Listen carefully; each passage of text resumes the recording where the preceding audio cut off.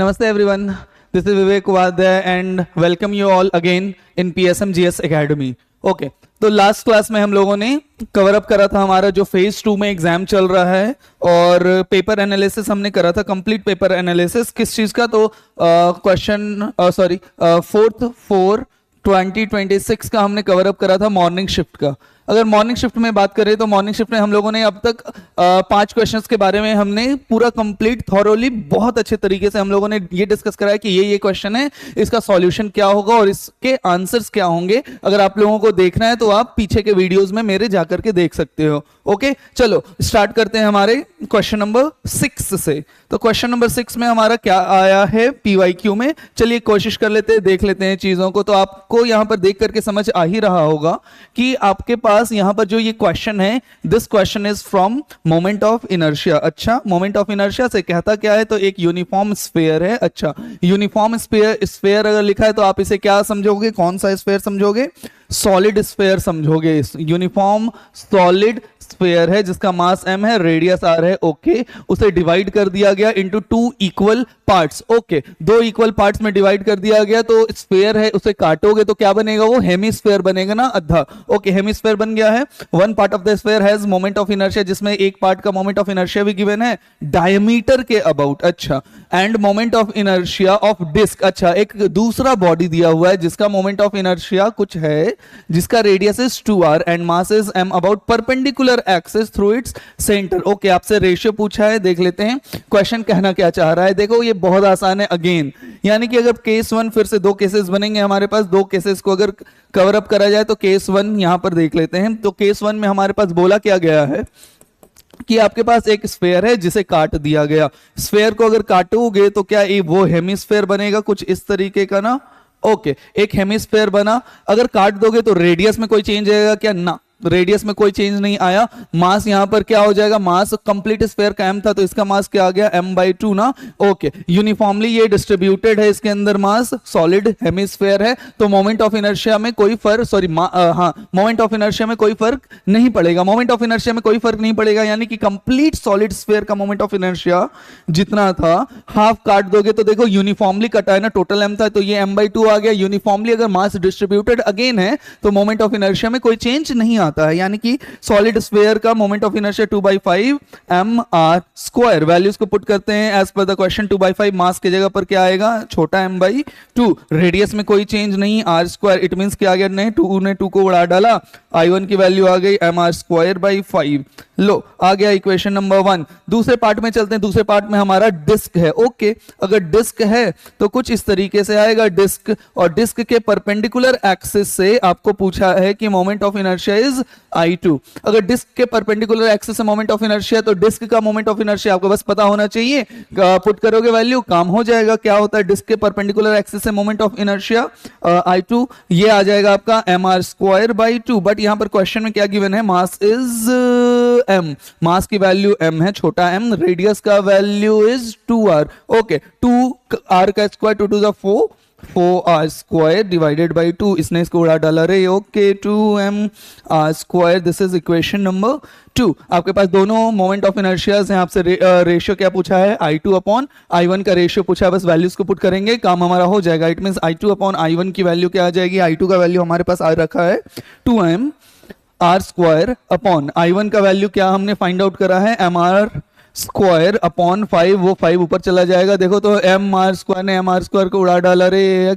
Okay, यानी कि I2/I1 is 10। Option match करेंगे, हमारे पास जो भी ऑप्शन होगा। Okay, first is the correct answer. देखो कितना आसान था, जिस बच्चे ने थोड़ा सा भी तैयारी अच्छे से करा है, थोड़ा सा भी थोरोली प्रॉपर तरीके से उसने पढ़ाई करा है, ये क्वेश्चन के लिए कुछ भी नहीं था। रोटेशनल मोशन से जरूर क्वेश्चन आया है लेकिन बहुत ही ज्यादा आसान है। ठीक है, चलो दूसरे क्वेश्चन को देखते हैं। Moving to our 7th question, Thala for a reason. देखो तो आ गया ना आपके सामने रेजिस्टेंस का। ओके, रेजिस्टेंस का क्वेश्चन आ रखा है, EMF भी है, बैटरी भी है। चलो आगे देख लेते हैं करेंगे कैसे सॉल्व। ये तो कॉम्बिनेशन ऑफ सेल और कॉम्बिनेशन ऑफ इंटरनल रेजिस्टेंसेस पर बेस्ड क्वेश्चन है। बोल क्या रहा है वो देखते हैं। आपसे सिंपली पूछा क्या है, सिंपली यहां पर पूछा ये कि आपको VA और IAB यानी कि इस पॉइंट से इस पॉइंट के बीच में पोटेंशियल कितना होगा और करंट इस वायर में कितना होगा, आपसे ये पूछा है ना। बट यहां पर देखो तो क्या ये और ये, इसे अभी थोड़ी देर के लिए हटाते हैं। क्या ये चारों के चारों पैरेलल कॉम्बिनेशन में है? हाँ। ये भी पैरेलल कॉम्बिनेशन में ना? हाँ। तो आप लोगों ने शायद ये कंसेप्ट तो देखा ही होगा ना कि अगर आपको पैरेलल कॉम्बिनेशन में ईएमएफ फाइंड आउट करना है फॉर पैरेलल कॉम्बिनेशन, कंसेप्ट है हमारा कुछ ऐसा, parallel combination of cell. Concept हमारा क्या कहता है? पैरेलल कॉम्बिनेशन ऑफ सेल में यानी कि EMF E1 upon R1 parallel combination के लिए क्या आएगा?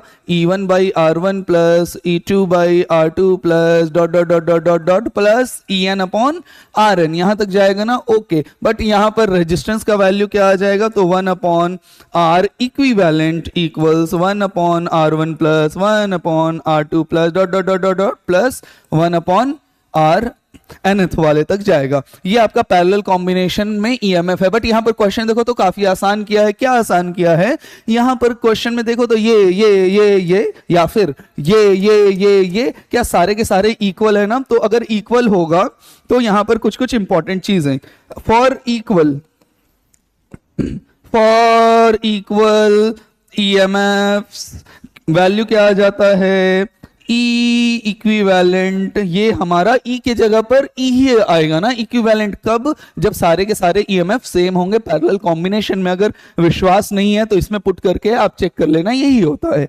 एंड आपका रेजिस्टेंस का वैल्यू क्या आ जाएगा? R equivalent R upon N. चलो इस कंसेप्ट को यूज करेंगे और इस कंसेप्ट को यूज करके हमारा आंसर निकल आएगा बहुत आसान तरीके से, इजीली। वैल्यू पर आते हैं तो वैल्यू हमारे पास क्या आ जाना है? क्वेश्चन पर आते हैं तो देयरफॉर आपके सामने 27 है तो क्या ई इक्विवेलेंट का वैल्यू आ गया डायरेक्ट 27? हाँ बिल्कुल। एंड आर इक्विवेलेंट की जगह पर क्या आ गया? Individual resistance upon total number of register 1 2 3 4। It means R equivalent is 3/4। चलो डायग्राम बनाते हैं। यानी कि हमारे पास यहां पर पॉइंट ए था, यहां पर हमारा पॉइंट बी था, दोनों के बीच 3 ओम और 3 ओम का दो रेजिस्टेंसेस अवेलेबल है। ओके, अब सभी को आपने सॉल्व कर लिया है तो क्या यहां पर डायरेक्ट कर लें? पॉजिटिव नेगेटिव और यहां पर इक्विवेलेंट रेजिस्टेंस कुछ इस तरीके से, वेयर इसका है 27 वोल्ट और ये हमने अभी जस्ट सॉल्व किया है 3.4 ओम। क्या कुछ इस तरीके का कॉम्बिनेशन अब हमारे पास बन जाएगा ना इसका? हाँ बिल्कुल। अब बस फाइनली सॉल्व कर देंगे, काम हमारा हो जाएगा। क्या देखो तो ये वाला सीरीज कॉम्बिनेशन है ना? हाँ बिल्कुल, this is in series combination. अगर सीरीज कॉम्बिनेशन है और यहां पर पोटेंशियल है आपके पास तो डायरेक्ट आंसर करके निकाल देते हैं। यानी कि करंट अक्रॉस इस वाले वायर में देखो तो इस वाले वायर में पूरा आपके पास निकल आएगा ना? हाँ। अगर करंट फाइंड आउट करना है तो ओम्स लॉ लगाएंगे, V equals IR, I equals V upon R। V की वैल्यू क्या 27 है ना? हाँ। अपॉन R इक्विवेलेंट, तीनों को जोड़ देंगे, काम हमारा हो जाएगा। 3 + 3 6, 6 + 3 अपॉन 4। एलसीएम लेंगे तो 6 4 24, 24 + 3 27, 27/4। 4 ऊपर चला गया, इट मींस 27 ने 27 को उड़ा डाला रे, यानी कि 4 एम्पियर आपके पास आ गया करंट। ठीक है, आपके पास 4 एम्पियर आ गया करंट। कोई ऑप्शन नजर आ रहा है? फोर्थ ऑप्शन नजर आ रहा है ना? देखो, और कोई ऑप्शन है? और कोई ऑप्शन है ना? और कोई ऑप्शन ही नहीं है। अगर आप सॉल्व करोगे तो फोर्थ ऑप्शन ही आ जाएगा। बट अगर सॉल्व करना चाहो तो किस तरीके से सॉल्व किया जा सकता है वो देख लेते हैं। अगर आपको इसके बीच, इसके अक्रॉस अगर आपको पोटेंशियल फाइंड आउट करना है तो कैसे किया जा सकता है? ये आपके पास डायग्राम था ना? हाँ। किसके अक्रॉस पोटेंशियल फाइंड आउट करना है? इसके अक्रॉस करना है फाइंड आउट। ओके, तो from Ohm's law, again Ohm's law से हमें क्या समझ में आता है कि V इक्वल्स IR, लेकिन इस बार A और B के अक्रॉस करंट, A और B के अक्रॉस IR। R किसके अक्रॉस आएगा? R across AB। बस इनके बीच में क्या है? 3 और 3, क्या सीरीज कॉम्बिनेशन है? यानी कि 6 आएगा, यानी कि 6 ओम, यानी कि करंट की वैल्यू आपके सामने 4 × 6, 6 4 24 वोल्ट। सिंपल था। ओके, चलो नेक्स्ट क्वेश्चन पर प्रोसीड करते हैं। Next question is question number 8। Okay, ये तो आ गया आपका यार उस सेक्शन से, मैकेनिकल प्रॉपर्टीज ऑफ सॉलिड से आ गया है क्वेश्चन। ठीक है, मैकेनिकल प्रॉपर्टीज ऑफ सॉलिड से आपके सामने एक क्वेश्चन है, देख लेते हैं क्या है। बहुत सारे लोगों को यहां से थोड़ा सा डर लगता है मेरे पॉइंट ऑफ व्यू से, बट क्वेश्चन देख लेते हैं क्या है। तो क्वेश्चन में हमारा क्या पूछ रहा है समझने की कोशिश करते हैं। एक सिस्टम है 2 composite wire. Okay okay okay, it means wire ये एक है and next one is this. 2 composite wires हैं आपके पास, there are two composite wires having mass 8 kg, यहाँ से मास 8 kg को लटकाया गया है। वायर पहले वाले का यंग्स मॉडुलस गिवन है, रेडियस गिवन है, L1 लेंथ गिवन है, एंड सिमिलरली फॉर 2 आपको फाइंड आउट करना है। क्या फाइंड आउट करना है? तो find total tension in the wire. अच्छा, टेंशन आपको फाइंड आउट करना है ना, टोटल टेंशन आपको फाइंड आउट करना है। दोनों के दोनों नीचे के साइड खींच रहे हैं, वायर में स्ट्रेचिंग हो रहा है नीचे के साइड। चलो यंग्स मॉडुलस वगैरह, टेंशन वगैरह जो भी होगा बाद में देखेंगे, लेकिन फिलहाल यंग्स मॉडुलस गिवन है तो यंग्स मॉडुलस के अप्रोच से चलना होगा। यही हमने सीखा है। यंग्स मॉडुलस कहां पर आता था? दो जगह। एक जगह आएगा Young's modulus equal stress upon strain, और दूसरे जगह क्या आता था? इंटरनल एनर्जी इक्वल्स आपका क्या आता था? Half into stress into strain, ऐसा कुछ आता था ना आपके पास इंटरनल एनर्जी में। फिर वहां पर यंग्स मॉडुलस पुट करते थे एंड फाइनली फॉर्मूला निकल करके आ जाता था। यहां पर देख लेते हैं क्या यूज करेंगे। तो as we know that Young's modulus is what? Y is Young's modulus which is stress upon strain. Stress upon strain आपके सामने है। स्ट्रेस का value force upon area, strain is what? Change in length upon original length. ये आ गया Young's modulus. आपको delta X कितना चेंज आ रहा है वो फाइंड आउट करना है, तो F L upon Young's modulus नीचे आ जाएगा कुछ इस तरीके से। पहले वाले के लिए यूज करते हैं तो यहां पर 1 1 1 1 1 वैल्यूज को पुट करेंगे, एंड सिमिलरली डेल्टा x2 आ जाएगा ना आपके सामने। Delta x2 is what? Similarly F2 L2 upon A2 Y2। लेकिन यहां पर कुछ इंपॉर्टेंट बात है। फोर्स, इस पूरे वायर में फोर्स किसके कारण लग रहा है? 8 kg के वेट के कारण लग रहा है। अंडरस्टूड ना? 8 kg वेट के कारण टोटल फोर्स लग रहा है दोनों वायर में। यानी कि ये 8 kg कॉमन इसके लिए भी है और इसके लिए भी है। यानी कि 8 kg के कारण जो वेट नीचे के साइड लगेगा, सेम इसके पास भी वो वेट डिस्ट्रीब्यूट होगा, इसके पास भी वही वेट डिस्ट्रीब्यूट होगा ना। ओके, यानी कि अगर यहां पर बात की जाए तो फोर्स F1 और F2 दोनों बराबर है। ओके, फोर्स दोनों इक्वल हो गया। ठीक है, व्हाट अबाउट एरिया? एरिया पर आते हैं। क्या दोनों का रेडियस देखो तो दोनों का रेडियस सेम है ना? हाँ, and cross sectional area is pi are square, तो दोनों का एरिया भी सेम होगा। Please keep this in mind. Area same, force same, तो दोनों को ऐड करने पर क्या सेम आ जाएगा? Therefore delta x1 plus delta x2, दोनों को जोड़ देते हैं। जोड़ने के बाद फाइनली हमारे पास क्या वैल्यू आ जाएगा? फोर्स बाई एरिया कॉमन बाहर आ गया। अंदर में क्या बचा? L1 by Young's modulus 1 plus L2 by Young's modulus 2। ये वैल्यू कुछ इस तरीके का आ गया। वैल्यूज पुट करेंगे तो नेट चेंज इन लेंथ आपके सामने आ जाएगा ना। हाँ, चलो फाइंड आउट करते हैं और देखते हैं नेट चेंज इन लेंथ आपके सामने कितना आता है। वैल्यूज को पुट करते हैं। एक्स नेट, इसकी वैल्यू आ जाएगी आपके सामने फोर्स अपॉन एरिया। फोर्स की जगह पर 8 mg यानी कि 8g upon area pi are square. R square यानी 2 मिलीमीटर। मिलीमीटर को सेंटीमीटर में कन्वर्ट करेंगे तो 10 टू द पावर -3 से मल्टीप्लाई करना पड़ेगा, उसका भी स्क्वायर है। तो यानी कि आपके सामने क्या आ गया? पाई are square.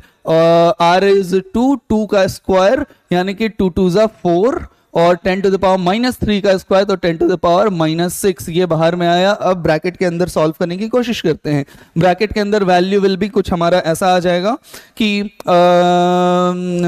L1 upon Y1, L1 is what? 0.314 metre में ही है तो कोई चेंज की जरूरत नहीं है। यंग्स मॉडुलस पर आते हैं तो 2 into 10 to the power 11 plus दूसरा वाला 0.628 है ना। हाँ, ऑब्वियसली 0.628 मीटर अपॉन Y2 की वैल्यू इज व्हाट? 4। कहाँ गया? ये रहा 4 into 10 to the power 11। Okay, LCM लेंगे, वैल्यूज को पुट करेंगे, हमारे पास फाइनल आंसर आ जाना चाहिए। आपके सामने कुछ आंसर यहाँ पर इस तरीके का आएगा। कुछ ऐसा यहाँ पर ये वैल्यू 2 इंटू 2 था ना। ठीक है, अब वैल्यूज को पुट करेंगे, आ जाएगा 2 to the 4 pi into 10 to the power -6। अंदर में एलसीएम लेंगे, क्या आ गया? एलसीएम नीचे में 4 इंटू 10 टू द पावर 11। बाकी बस कैलकुलेशन है यार, डबल से मल्टीप्लाई हो जाएगा।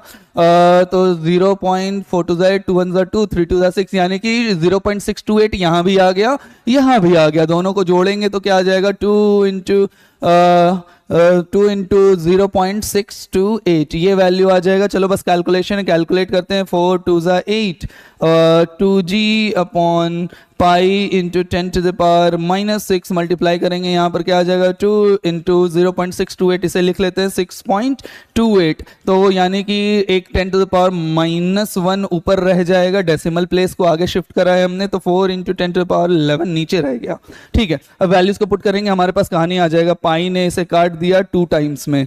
ठीक है, 2 2 ज़ा 4 है, 4 ने इसे उड़ा डाला रे। ओके, तो बचा आपके सामने 2g, यानी कि वैल्यू क्या यहाँ पर बचा 2g, 10 बचा ना। ओके, 10 टू द पावर -6 है, 10 टू द पावर 11 है, ये बचा 6 4 10 5 है, 5 ऊपर चला गया 10 टू द पावर -5 और ये 10 टू द पावर -6, बट इसने इसको भी उड़ा डाला है, यानी कि 10 टू द पावर ऊपर जाकर के 2 इंटू 10 टू द पावर क्या आ गया -5 चेंज इन लेंथ आपका आ गया है। ओके, अब अगर एक बार चेंज इन लेंथ आ जाए तो टोटल टेंशन किसके कारण क्रिएट होगा? चेंज इन लेंथ के कारण ही क्रिएट होगा। चेंज इन लेंथ के कारण टोटल टेंशन क्रिएट हो जाएगा। उसके बाद वैल्यूज को पुट करेंगे, डायरेक्ट हमारे पास फाइनल यहां पर इक्वेट करके डायरेक्ट आ जाएगा। यहां पर जो भी चेंज इन लेंथ आया है उसमें फिर डायरेक्ट फोर्स निकाल लोगे, डायरेक्ट आंसर आपके सामने आ जाएगा। ओके, चलो moving to the next question. यहां पर देखते हैं question number 9। Okay, question number 9 देखो तो यहां पर आपके सामने आ गया क्लास 11th के सेकेंड बुक से। सेकेंड बुक में आपके सामने क्या लिखा हुआ है? सैंपल ए है और सैंपल बी है। Number of moles is 2 and volume is 3v0। Sample B है, सैंपल बी का भी नंबर ऑफ मोल्स गिवन है और वॉल्यूम गिवन है, दोनों के बीच में रिलेशन है। Okay, then find the difference between temperature of sample B and sample A. किसके बीच का डिफरेंस फाइंड आउट करने को कह रहा है? टेम्परेचर के बीच का डिफरेंस फाइंड आउट करने को कह रहा है, यानी कि हमें फाइंड आउट करने को बोल रहा है temperature of B minus temperature of A क्या होगा। और इसे फाइंड आउट करने के लिए आपके पास एक इक्वेशन गिवन है। क्या इक्वेशन गिवन है आपके सामने? P equals P0 upon 1 plus V upon V0 का होल स्क्वायर। ये इक्वेशन आपके सामने गिवन है। इस इक्वेशन का यूज करके आपको टेम्परेचर फाइंड आउट करना है। फिर दोनों का टेम्परेचर, जब ए और बी सैंपल्स का टेम्परेचर मिल जाएगा, दोनों को सब्ट्रैक्ट करेंगे, हमारे पास कहानी आ जाएगा। ओके, थोड़ा सा ओवरव्यू कर लेते हैं। ये बेसिकली आपका आइडियल गैस इक्वेशन का क्वेश्चन है। आइडियल गैस इक्वेशन का क्वेश्चन कुछ इस तरीके से है कि पीवी इक्वल्स एनआरटी करेंगे, हमारे पास खेल आ जाएगा। ऑप्शंस भी हमारा कुछ उसी के फॉर्मेट में है, यानी कि पीवी इक्वल्स एनआरटी करेंगे, हमारे पास पूरा का पूरा खेल आपके सामने नजर आता हुआ नजर आएगा। देख लेते हैं कैसे सॉल्व करना है हमें। तो यानी कि प्रेशर आपके सामने ये है for sample A. For sample A, sample A के लिए देख लेते हैं क्या हमारे पास चीजें गिवन है। तो सैंपल ए के पास टोटल नंबर ऑफ मोल्स 2 है, वॉल्यूम इज 3v0 है ना। ओके, इसमें पुट करेंगे, काम हमारा हो जाएगा। तो देयरफॉर प्रेशर की वैल्यू आ जाएगी P0 अपॉन 1 प्लस वॉल्यूम की जगह कितना वॉल्यूम गिवन है? 3v0 गिवन है ना। ओके, 3v0 का स्क्वायर यानी कि 9v0 का स्क्वायर, डिनोमिनेटर में v0 का स्क्वायर। v0 ने v0 को उड़ा डाला, बचा आपके सामने कितना? सिर्फ और सिर्फ 9। तो 9 प्लस 1 बच गया आपके सामने 10। तो P0 by 10। For sample B अगर देखा जाए तो क्या आ जाएगा? सैंपल बी के लिए सेम अप्रोच यूज करेंगे। तो आपके सामने value is P0 upon 1 plus v की वैल्यू यहाँ पर क्या गिवन है? अच्छा, नंबर ऑफ मोल्स 2 ही है। v0 के जगह पर क्या आपको नजर आएगा? v के जगह पर क्या आएगा? v0। वैल्यूज को पुट करेंगे, काट देंगे तो 1 प्लस 1 फाइनली आ गया आपके पास P0 अपॉन 2। देखो तो दोनों सैंपल्स का प्रेशर आ गया ना आपके पास। हाँ, नंबर ऑफ मोल्स गिवन है ना। हाँ, टेम्परेचर फाइंड आउट करना है तो थोड़ा अपने दिमाग पर फोकस करो और जरा सोचो कि कौन से इक्वेशन को यूज करेंगे, तब आपके सामने यहां पर सारा खेल समझ में आएगा। तो देखो तो बहुत अच्छे तरीके से देखते ही हमें समझ में आ रहा है, ये फील हो रहा है कि यार ये तो आइडियल गैस इक्वेशन से आएगा। कैसे आएगा? चलो फॉलो करते हैं, क्या होगा देखते हैं। ओके, तो from ideal gas equation PV equals NRT, PV equals NRT। Okay, आपको टेम्परेचर चाहिए, ठीक है। तो टेम्परेचर का वैल्यू क्या आ गया? PV upon NR। कौन सा चाहिए? दोनों के लिए चाहिए। पहले A के लिए फाइंड आउट कर लेते हैं, तो सब कुछ A का होगा। ओके, क्या यहां पर प्रेशर ऑफ A हमारे पास आ रखा है P0 by 10। Okay, into V of A कितना है? 3v0 है ना। Okay, upon number of moles कितना गिवन है? 2, और R के जगह पर R ही होगा। आ गया टेम्परेचर ए। बस इसे सिंप्लीफाई करेंगे और आंसर लाएंगे। क्या आ गया यहां पर आपके सामने? 3P0 V0 upon 20R। ये आ गया आपके पास इक्वेशन नंबर 1। सिमिलरली क्या आपके सामने टेम्परेचर बी निकाल लोगे, PV upon n R. B के लिए कितना आ चुका है, P naught by two, pressure की जगह पर, वॉल्यूम की जगह पर सिर्फ और सिर्फ वी नॉट है, अपॉन में एन नंबर ऑफ मोल्स 2 है, इंटू आर तो सेम ही रहेगा, तो फाइनली क्या आ गया 2 to the 4, P naught V naught upon 4 times of R. ये आपका इक्वेशन नंबर 2। लो दोनों आ गया है, दोनों को सबट्रैक्ट करेंगे आंसर आ जाएगा। यही तो पूछा था, प्यारा सा क्वेश्चन। ओके, दोनों को सबट्रैक्ट करते हैं एंड फाइनली आंसर निकाल करके देख लेते हैं what the answer is. Minus कर लेंगे, आ जाएगा therefore TB minus TA is what, B is P naught V naught upon P naught V naught upon 4R minus A वाले को करते हैं 3 P naught V naught, 3 P naught V naught upon में 20R। Common ले लेते हैं, common या फिर डायरेक्ट एलसीएम ले लेते हैं। एलसीएम हमारे पास क्या आ गया 20R इज द एलसीएम, 4 5 20, ऊपर 5 P naught V naught minus 3, 5 minus 3 2 P naught V naught, 2 ने 20 को काट दिया तो फाइनल आंसर आ गया P naught V naught upon 10R। This is the difference TB minus TA। चलो देख लेते हैं, ऑप्शंस को मैच करते हैं, कौन सा ऑप्शन हमारा करेक्ट है। तो P naught V naught upon 10R, P naught V naught upon 10R, P naught V naught upon 10R। देखो तो पहला ऑप्शन आपको नजर आ रहा है क्या, कुछ इस तरीके से। बहुत सिंपल से क्वेश्चंस आ रहे हैं आजकल, ठीक है, ज्यादा डरने वाली बात नहीं है। चलो moving to the next question. Next question पर आते हैं। अच्छा, यहाँ पर 10th वाला क्या लिखा हुआ है, क्वेश्चन को एक बार रीड करते हैं, उसके बाद समझने की कोशिश करते हैं कि कहना क्या चाह रहा है। ओके, आपके पास बोल रहा है एक स्पाइरल कॉइल है। ओके, स्पाइरल कॉइल है जिसके पास 200 टर्न्स है। अच्छा, इनर रेडियस भी है और आउटर रेडियस भी है, has 20 milli ampere of current through it, find its magnetic moment. Okay, ये क्वेश्चन थोड़ा सा ढंग का है, अच्छा है, जो मेरे रेगुलर क्लासेस में यहाँ पर चीजों को बताई जाती हैं प्रॉपर तरीके से, और लास्ट ईयर मैंने जिन भी बच्चों को पढ़ाया है उनके नोटबुक में भी अवेलेबल है ये क्वेश्चन, ठीक है। तो चलो इस क्वेश्चन को देख लेते हैं। हाँ, ऑब्वियसली ये जो क्वेश्चन आपको नजर आ रहा है ना, मैंने magnetic field at the centre of the spiral coil बताया है, यहां पर मैग्नेटिक मोमेंट के फॉर्म में पूछ दिया है, ठीक है। चलो देख लेते हैं, यहां पर अगर मैग्नेटिक मोमेंट के फॉर्म में पूछा है तो मैग्नेटिक मोमेंट का तो एक सिंपल सा फॉर्मूला है, m for magnetic moment I A, अगर नंबर ऑफ टर्न्स n है तो n आई ए हो जाएगा। This is the formula for magnetic moment current के टर्म्स में। ओके, अगर यहां पर देखो तो स्पाइरल है ना, तो चलो ड्रॉ करके एक बार समझने की कोशिश करते हैं कि बनेगा कैसे। तो अगर स्पाइरल है तो कुछ इस तरीके से यहां पर स्पाइरल है, ये कुछ इस तरीके से है और अंदर में हॉलो होगा। स्पाइरल कॉइल हैविंग टोटल, क्यों हॉलो होगा, क्योंकि इनर रेडियस और आउटर रेडियस के बारे में जिक्र कर रहा है। इनर रेडियस को मान लेते हैं छोटा r, आउटर रेडियस को मान लेते हैं बड़ा r। ओके ना, अब देख लेते हैं आगे क्या से क्या सॉल्व करना है। इतना इतना इतना है नंबर ऑफ टर्न्स। हाँ, अब यहां पर इस तरीके के क्वेश्चन में, यूनिफॉर्म रिंग वाले क्वेश्चन में क्या बताया गया था, अप्रोच हमारा क्या होना चाहिए, पहले छोटा सा एलिमेंट लेंगे, उस एलिमेंट पर टोटल नंबर ऑफ टर्न्स लेंगे। क्यों, यहां से यहां तक जाने, यहां से यहां तक जाने में आप खुद से बताओ, क्या टोटल नंबर ऑफ टर्न्स जितने बार स्पाइरल है वो इंक्रीज करता गया है ना। हाँ, अगर total number of turns of the spiral coil अगर इंक्रीज कर रहा है तो यहां पर कुछ इस तरीके से वैल्यूज को निकाला जा सकता है कि मान लीजिए यहां से सेंटर से लेकर के यहां तक आपने x डिस्टेंस माना। ओके, x डिस्टेंस पर यहां से और dx थिकनेस हमने मान लिया, तो इस पतले से dx थिकनेस में क्या टोटल नंबर ऑफ टर्न्स आएगा ना। हाँ, उस टोटल नंबर ऑफ टर्न्स को अगर इस पतले से थिकनेस में हम लोग फाइंड आउट कर लेंगे, उसके बाद वैल्यूज को पुट करेंगे, आंसर आ जाएगा। सिंपल है, कर लेते हैं। तो उस छोटे वाले dx में कितना नंबर ऑफ टर्न्स होगा, तो यूनिटरी मेथड से चलते हैं। यस, यूनिटरी मेथड से क्या आपको नजर आ रहा है, इस पूरे में नंबर ऑफ टर्न्स n है, यानी पूरे में कहने का मतलब अलोंग द लेंथ, सरकमफरेंस नहीं लेंगे हम, अलोंग द लेंथ चल रहे हैं इतना।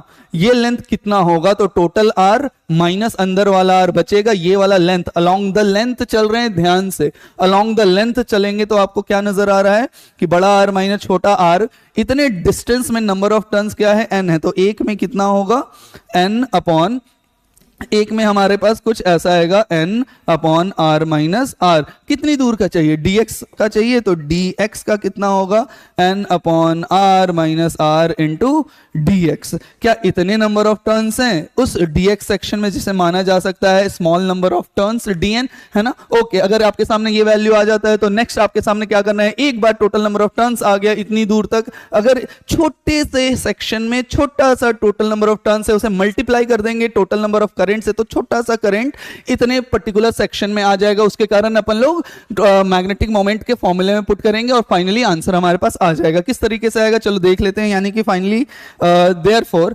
Magnetic moment, small magnetic moment करेंगे तो वो वैल्यू आ जाएगा small number of turns I into A. Total के लिए हमें इंटीग्रेट करना अनिवार्य है। ओके, यानी कि लेफ्ट हैंड साइड कुछ इस तरीके का आ जाएगा। स्मॉल नंबर ऑफ टर्न्स का वैल्यू आपके सामने आ चुका है, n अपॉन बड़ा R माइनस छोटा r dx current into area. Area क्या ले ले, पाई इंटू एक्स का स्क्वायर। ओके, तो यो इसका इंटीग्रेशन करेंगे, हमारे पास काम हो जाएगा। अब लिमिट पर आते हैं। लिमिट हमें इंटीग्रेट कहां से कहां तक करना है, छोटे r से बड़े r तक। ओके, छोटे r से बड़े r तक हमें इंटीग्रेट करना है, काम हो जाएगा। यानी कि फाइनली वैल्यूज क्या गिवन है, इनर रेडियस गिवन है 3 सेंटीमीटर और आउटर रेडियस गिवन है हमारा 6 सेंटीमीटर। यानी कि 3 सेंटीमीटर से 6 सेंटीमीटर तक लिमिट पुट करके हमारे पास आंसर आ जाना है। तो फाइनली हमारे पास क्या आ जाएगा, देयरफॉर यहां पर वैल्यूज को पुट करेंगे, आ गया जो कांस्टेंट है इंटीग्रेशन से बाहर n अपॉन बड़ा r माइनस छोटा r बाहर, n अपॉन बड़ा r माइनस छोटा r बाहर आ गया। और क्या बाहर आएगा, करंट भी कांस्टेंट है ना, हाँ करंट भी बाहर आ गया। और क्या बाहर आएगा, पाई बाहर आ गया। ओके, पाई बाहर आ गया, बचा के अंदर एक्स स्क्वायर dx का इंटीग्रेशन यानी कि which is x cube by 3। Big bracket लगाएंगे, कहां से कहां, 3 सेंटीमीटर से 6 सेंटीमीटर तक। ओके, 6 सेंटीमीटर तक वैल्यूज को पुट करेंगे। टोटल नंबर ऑफ टर्न्स हमारे पास गिवन है, सारे वैल्यूज को पुट करेंगे, हमारे पास आंसर आ जाना है। टोटल नंबर ऑफ टर्न्स क्या है, 200। वैल्यूज को अब पुट करते हैं।